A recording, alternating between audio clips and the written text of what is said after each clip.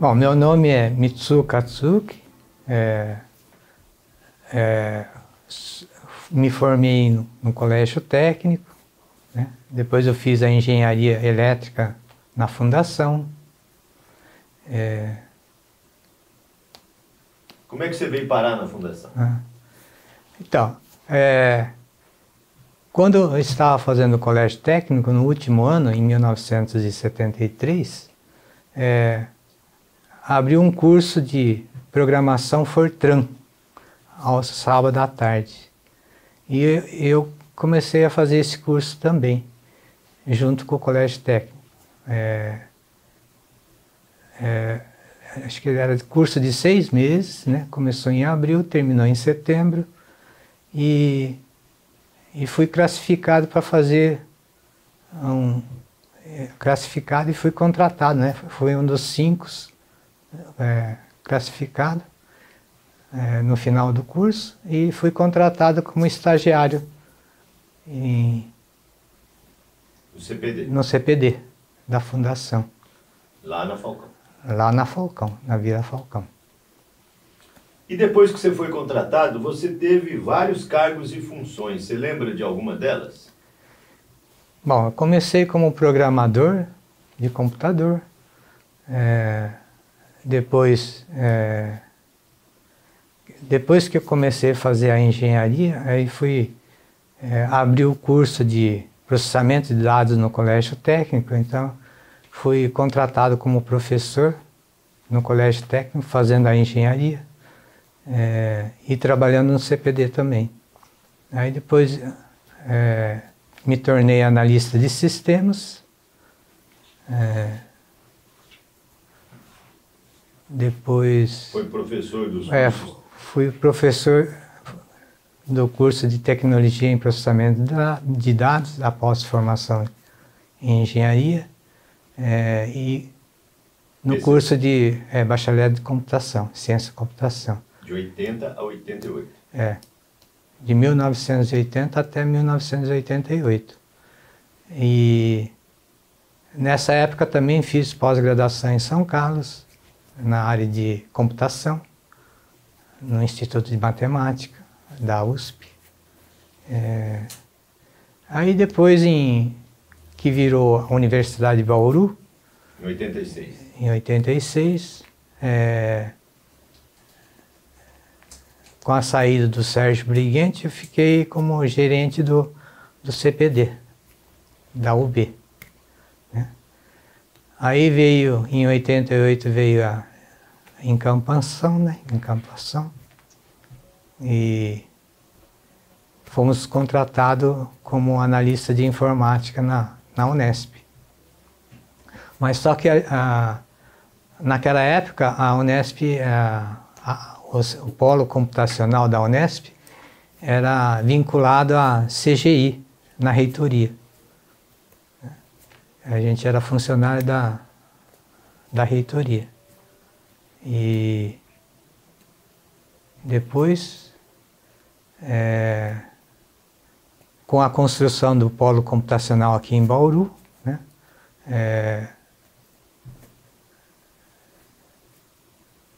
nós implantamos a unidade aqui e por um pouco tempo eu fiquei como gerente do polo computacional. Que englobava as 3 unidades. Que englobava as 3 unidades. E quando teve a divisão da estrutura, deixou de ser da reitoria e passou para as unidades, então foi dividido o polo computacional aqui em Bauru em 3. Né? Então todos os funcionários foram divididos em 3. E eu fiquei na Faculdade de Ciências. Antes da gente entrar na Faculdade de Ciências, eu queria que você contasse um pouco como é que era a informática na década de 70 e 80 lá na Fundação e depois veio aqui para o IPMED. Como é que eram as máquinas, como é que era o processamento e que tipo de serviço vocês prestavam? Bom, os equipamentos que eu utilizei, né? Eu comecei com IBM 1130, lá na Fundação, lá na Vila Falcão, e depois de um tempo, ela já não suportava mais a capacidade, né? Qual era a capacidade da época? Que era de 16K ou 1130, né? De memória. E aí foi alugado um equipamento da Boros, que tinha codificação de B1700, que tinha 128 não, 128K de memória, né? Bem mais que o 1130. E aí ficamos com ele até 1984, mais ou menos. Já era aqui no IPMET? Aí nós mudamos, o CPD mudou para um prédio ao lado do IPMET, que foi construído para isso, né? Para a gente ficar alojado naquele local. Vocês prestavam serviço para quem? Além de todos os serviços da fundação, né? A parte de nota, a parte de administrativa, de contabilidade. A gente prestava serviço para a prefeitura, a gente processava IPTU, dívida ativa da prefeitura, processava os avisos do DAI, né? Emissão dos carnês do DAI, e também fizemos a parte de cobrança de sistema de habitação da Coab. Como é que era utilizado? Durante o dia, esse equipamento já era do radar, o Calheiros conseguiu via órgão de fomento. Vocês trabalhavam que hora? Tudo isso era feito, a menos da Coab, né?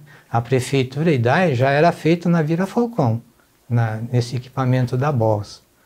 E quando nós mudamos ao lado da IPMET, ao lado do IPMET, para utilizar o VAX, a gente utilizava o VAX para esses serviços externos no período da noite, né? Por quê? Porque durante o dia o equipamento era usado mais para pesquisa, para o pessoal do IPMET. E quando sobrava tempo, a gente utilizava para fazer o processamento da fundação durante o dia, né? E tinha nos 3 turnos, né? A parte de operação do VAX tinha em 3 turnos, de manhã, à tarde e à noite, até às 11 horas da noite. Por que até às 11? Por causa do o circular que chegava lá no IPMET terminava às 11 horas. Ele partia às 11, né, para Bauru. Então, era o último horário que... Aqui tudo era terra? Era tudo terra, esse pedaço. Até o Ceasa, né? Até o Ceasa. Conta pra gente, Mitsuru, com a sua experiência, essa evolução tecnológica que teve, né, desde lá da Falcão, até virar o NESP, por exemplo. Quanta evolução teve em termos de equipamento, em termos de programa, em termos de interligação entre rede? Até na época do 1130, Boros e o VAX, necessitava de uma sala especial com refrigeração, né? Uma sala grande, né? Mais ou menos 20, 25 metros quadrados. E teria que ter uma refrigeração e manter a temperatura em torno de 22 graus, para não aquecer muito os componentes dos computadores, né? Aí, a partir do VAX, que nós começamos a usar rede de microcomputadores, né? Aí a temperatura ambiente melhorou bastante, porque não precisava mais ser um ambiente muito gelado, né? Nem se pensava em internet na época? Não, na época não tinha internet, né?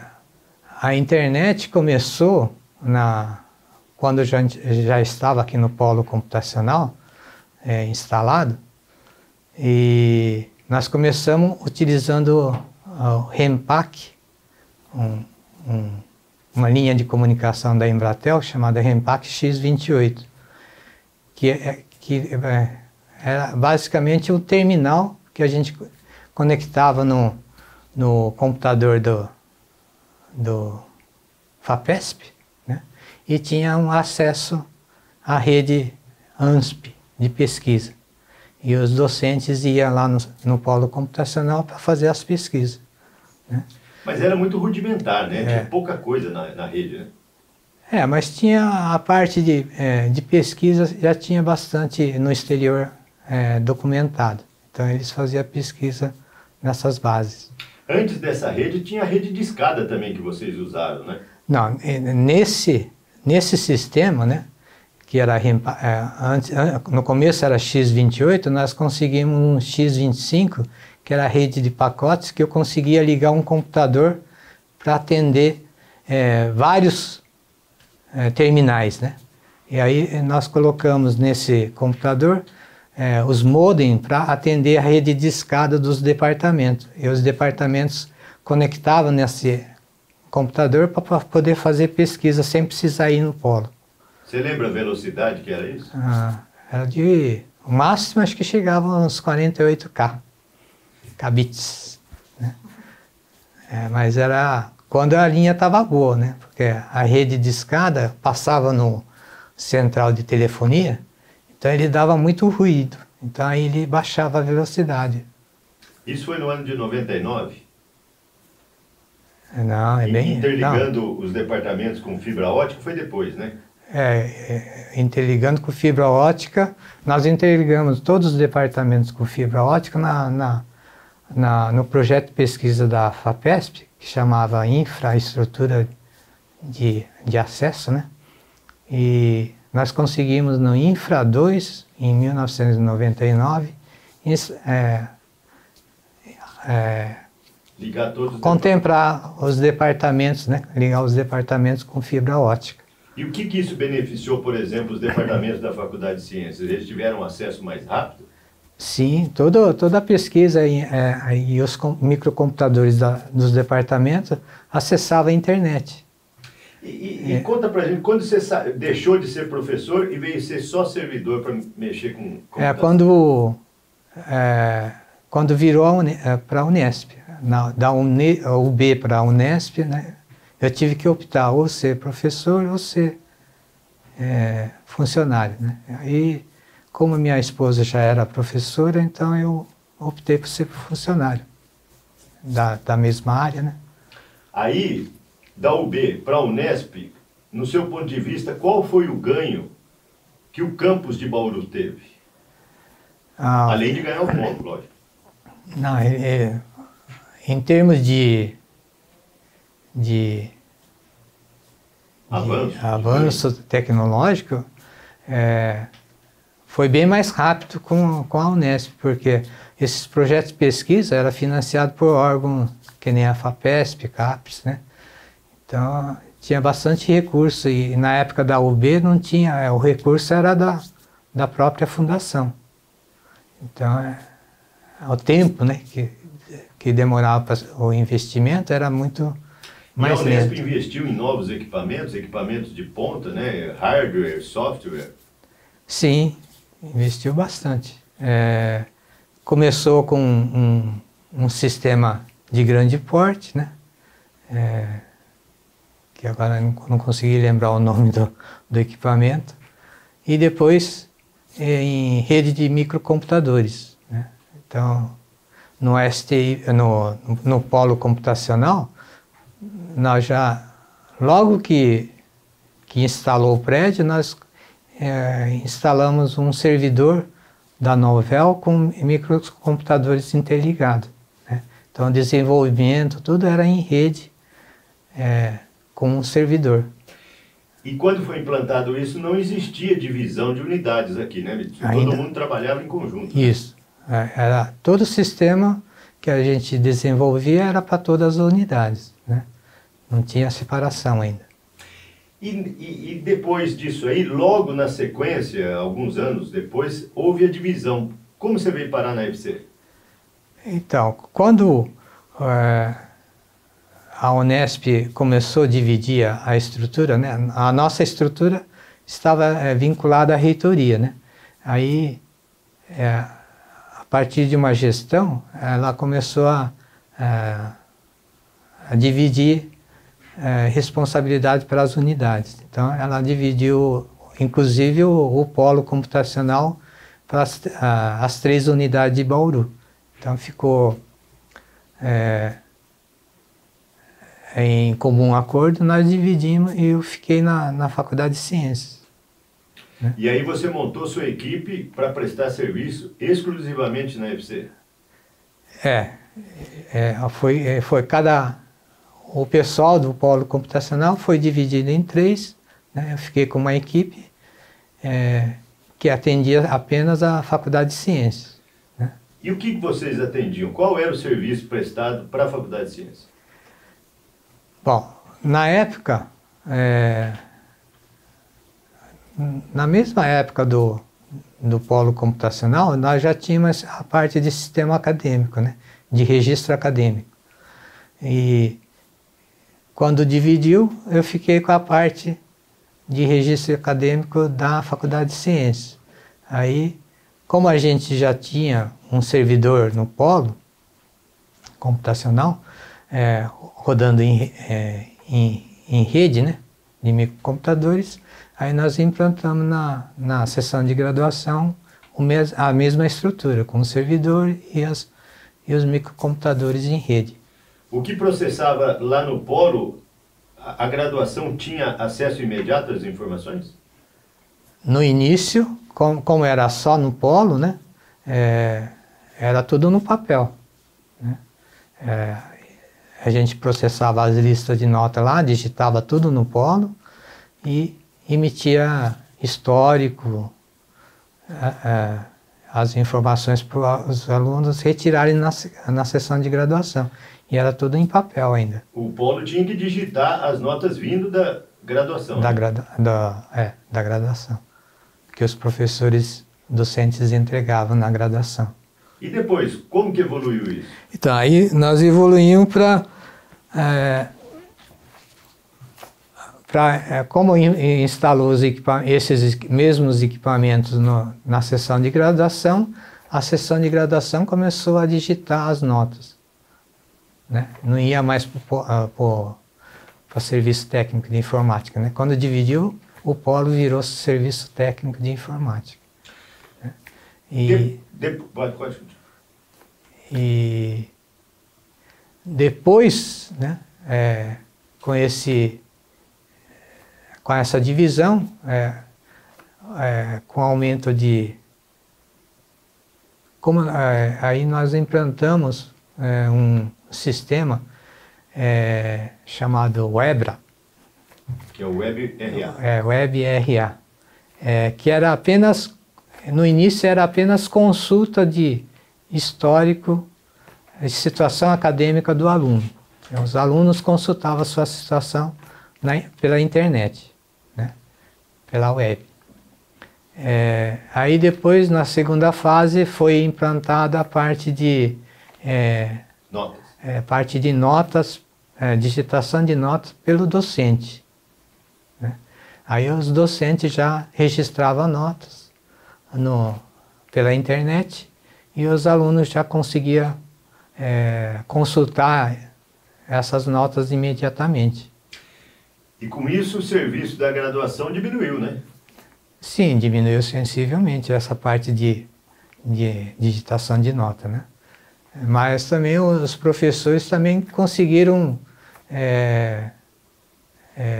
vamos dizer assim, pegar esse know-how de parte tecnológica, né? E foi um benefício para eles também, para conseguir acessar e-mail, digitar e-mail, se comunicar pela internet. Depois, em 2004, teve uma renovação de matrícula dos alunos pela internet. Conta pra gente, o que permitiu o aluno fazer com essa renovação? Então, aí nós implantamos um sistema já mais automatizado, né? Que o próprio aluno conseguisse solicitar a renovação de matrícula pela internet. Então, ele não precisava mais vir aqui no campus, nas férias, né? Para fazer essa solicitação. Então ele fazia lá onde ele estava, né, em qualquer lugar onde ele estava, desde que tenha acesso à internet, ele fazia a sua solicitação, né? Tinha um período de solicitação, ele fazia a solicitação, aí fazia o processamento e retornava para ele consultar o que foi atendido e o que não foi atendido, né? E aí ele fazia ressolicitação de algumas disciplinas que ele não foi atendido. E os benefícios? Conta pra gente que esse sistema, os benefícios que trouxe para a Faculdade de Ciência. Ele trouxe principalmente para o aluno que ele não precisa retornar nas férias, né? Não tinha fila? Não tinha fila, não tem... quando ele fazia a renovação presencial, tinha a fila de alunos, né? Então ele tem que ficar esperando chegar a vez dele. Para a sessão de graduação também não tinha mais esse período de atendimento presencial, né, de alunos, né, com a fila enorme, né? Estamos falando em 2004. Isso em 2004. Aí... Em 2004 já tinha começado a implantação da rede Wi-Fi no campus ou ainda não? Estava começando nesse período. Primeiramente, como a Unesp, a central, não tinha definido como iria fazer isso, o campus de Bauru decidiu implantar rede Wi-Fi por conta própria, né?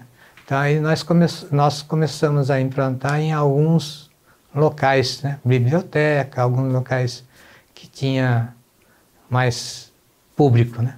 Então, a biblioteca, as secretarias, né? Alguns prédios e prédios de departamento também implantamos. Aí, como deu certo, esse modelo foi usado para a Unesp. Então, a Unesp depois, logo em seguida, licitou esse modelo de Wi-Fi, só que ganhou uma outra empresa diferente da nossa, né? Então, nós tivemos... Mas o know-how foi feito aqui. Nós fizemos know-how tanto da parte de Wi-Fi como da parte do sistema de registro acadêmico. Eu me lembro que você e o André fizeram praticamente todo esse sistema que foi exportado para os demais, ou para a reitoria, para implantar nos demais campos, né? Ele serviu de modelo, né? Não foi implantado o nosso sistema nas unidades. Ele serviu de modelo e, na época, a reitoria decidiu criar um grupo de desenvolvedores, né? E o André, que tinha desenvolvido para nós, né, na Faculdade de Ciência, ele participou desse grupo, né? Então ele passou toda a tecnologia, todo o know-how, né, conhecimento, para esse grupo e foi implantado em 2010, né, para a Unesp inteira. Começou no campus de Bauru, na Faculdade de Ciência. Então, essa data aí eu perguntei para o André, ele lembra bem quando que foi. E depois dessa equipe, o qual membros da FC fazia parte, foi ampliado isso, né? A reitoria acho que começou a dar mais importância. Conta pra gente. Começou a ver com bons olhos, né? Aí como esse sistema deu certo, aí ela começou a implantar vários sistemas, né? Da parte administrativa. Todos seguindo esse know-how. No seu tempo de funcionário, como diretor do STI, que depois virou DTI, né, Diretoria Técnica de Informática, você tinha mais contato com a reitoria em termos de equipamento e tal, ou com o diretor? Como é que era essa... Quando dividiu, né, antes da divisão era tudo com a reitoria, né, a gente fazia contato direto, né, como a gente era vinculado na reitoria, então a gente já definia em termos de equipamento, definia para a Unesp inteira. Tá? Agora, em termos de... Quando dividiu, a gente falava mais com o diretor. E o diretor buscava recursos na reitoria. Isso. E normalmente era algum projeto que estava em andamento. Então a gente fazia parte, o diretor conversava e a gente entrava nesse projeto. Alguns pró-reitores reclamavam muito de não ter informação precisa lá na reitoria ou imediata. Vocês também trabalharam para isso, né? Para interligar todas o banco de dados, né? O banco de dados de toda a unidade, de toda a Unesp, né? Porque antes era por unidade. E para consolidar essas informações era muito trabalhoso, né? Então não tinha instantaneamente. Então, que eu acho que eu não contei, né? O primeiro sistema que eu consegui implantar nas unidades, né, foi o sistema de contabilidade, em 1995, na Unesp inteira, em todos os campos da Unesp que tinha seção de contabilidade. Então, você que desenvolveu o sistema? Era um sistema que já era usado na época da UB, né, que adaptei para a Unesp, né, modifiquei ela e implantamos na Unesp em 95. Só que naquela época não tinha internet, né? Então, a consolidação na reitoria era feita através de disquete enviado pelo malote. Então, todas as unidades geravam um disquete nesse sistema e enviava para a reitoria tinha um sistema que consolidava todas as unidades. Aí gerava o relatório das unidades, os balanços. Conta pra gente, Mitsuga, desde a fundação, passou pela UB e na Unesp, as suas maiores dificuldades que você enfrentou como servidor, em termos de trabalho, em termos de equipamento, enfim, fala das dificuldades que você enfrentou na sua trajetória. Vixe. Dificuldades?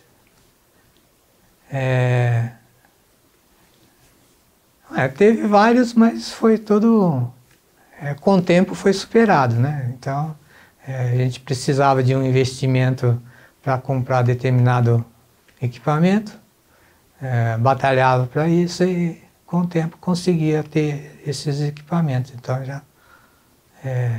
a diretoria sabia dos benefícios que teria, né, com esses equipamentos. Então, ela fazia a força para investir. E as glórias? Você contou que implantou, adaptou um sistema de contabilidade, implantou o WebRA e tal. Fala das vitórias que você teve na trajetória, principalmente na Faculdade de Ciências. Então, todas essas implantações bem-sucedidas, né, traz uma satisfação para a gente, né, que vê o resultado, né, bem aplicado. Então, o que mais te deixou satisfeito na sua trajetória? Você construiu sua vida, sua família, você com a sua esposa aqui desde a fundação até a aposentadoria de ambos, né? O que mais te alegrou, que te deixou o coração satisfeito?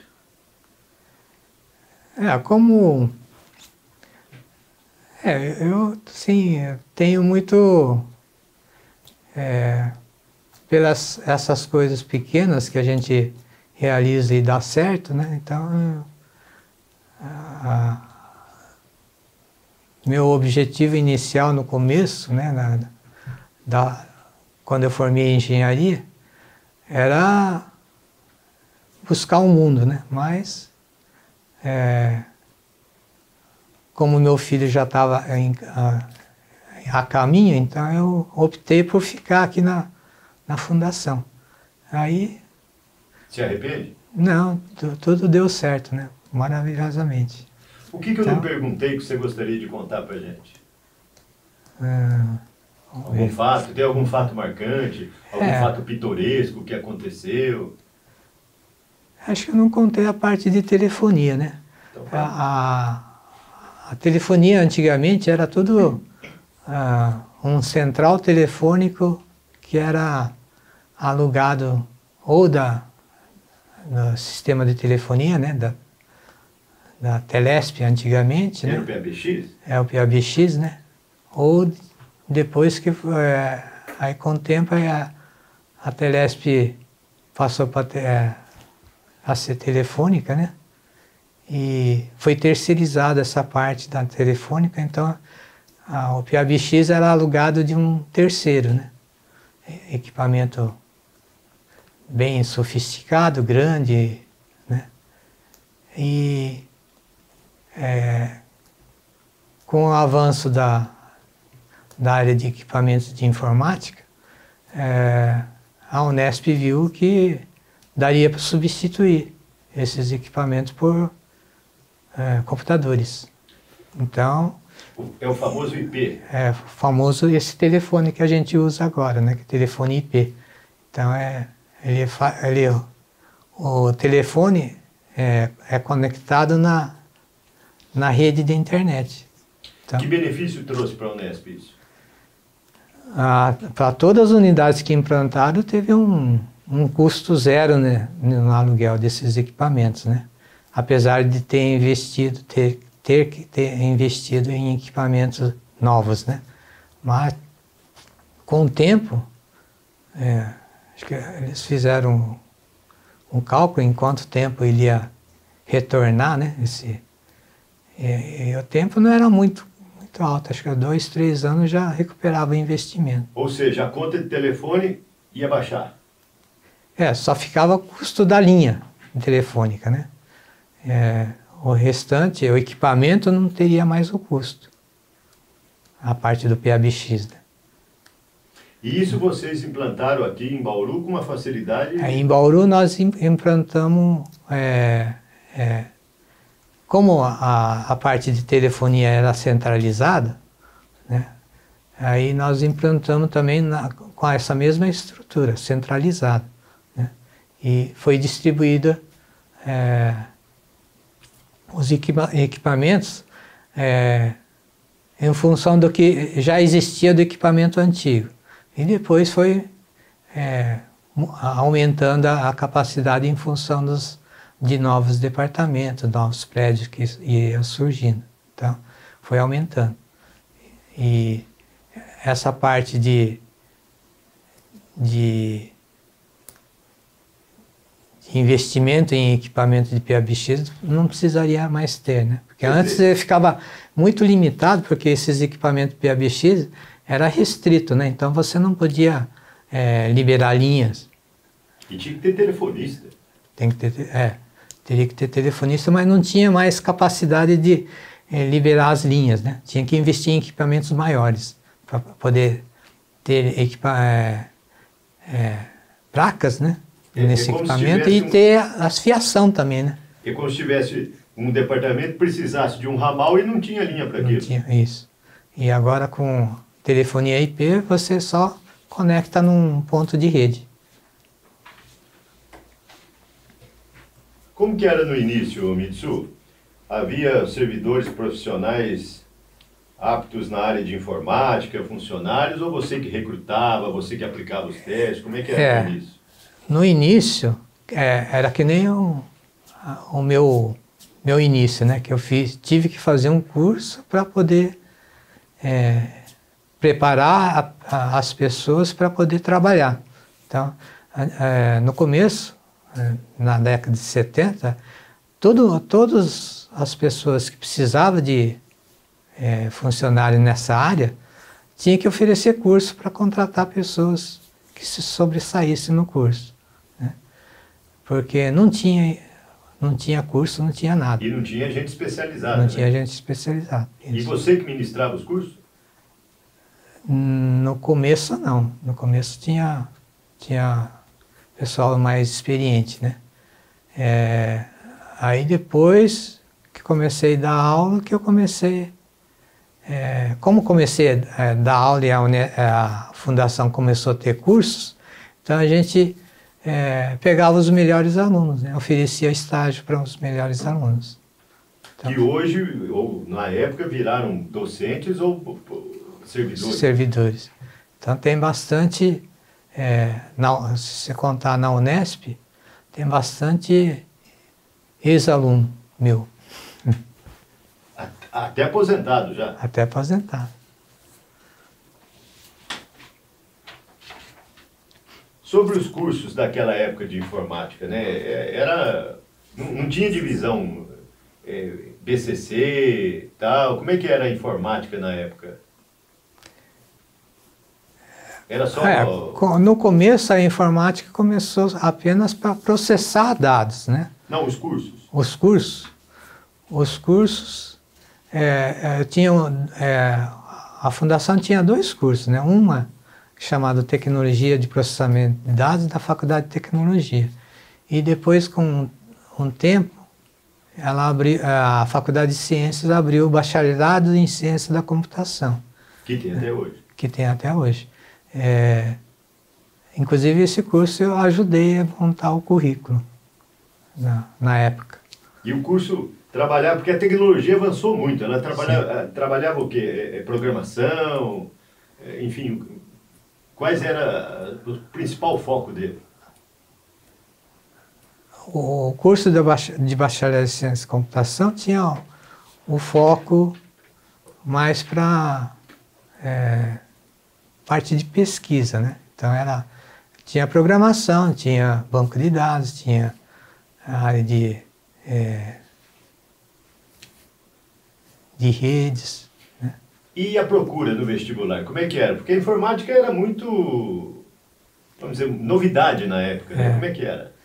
Era bastante concorrido, tanto o curso de Tecnologia e Processamento de Dados, como também em Bacharel de Ciência da Computação, era bem concorrido. Por que você acha que era bem concorrido? Porque era novidade, era uma tecnologia nova? Porque era novidade e uma tecnologia que estava expandindo no mundo inteiro, né? Então, todos queriam conhecer, né? E o mercado de trabalho na época, como é que era? Porque não era todo lugar que tinha computador para contratar um programador, né? Mas tinha bastante... Não, que mercado de trabalho, assim, no começo tinha poucos, né? Mas em 80 já começou a utilização de microcomputadores. Então, as multinacionais saíram na frente. Multinacionais saíram na frente, mas todas empresas de engenharia começaram a usar muito computador, então teve bastante mercado. Contabilidade. Aí a parte comercial, né? Também a parte de bancos. Então teve bastante procura de emprego. Você se aposentou que ano, Mitsu? Eu aposentei em 2015. Tá. Na sua trajetória, como é que você classifica essa evolução na sua área? Quer dizer, desde o 1130 do VAX até quando você se aposentou em 2015? Nossa, é muito... Se você ficar parado 3 anos sem ler novas literaturas, você fica para trás. Agora deve ser mais rápido ainda. Ontem já é o passado, né? Queria que você deixasse uma mensagem para nós nesse bate-papo, uma mensagem para quem está nos assistindo nesse momento. O que você... conselho que você dá para quem está nos vendo, para os jovens, para quem está na ativa, para quem vai aposentar? Para os jovens é que você tem que estar sempre lendo novidades, né? Pesquisando as novidades, para não ficar atrás, né? Agora, e para quem está aposentando, também, né? Você não pode ficar muito tempo parado sem se atualizar.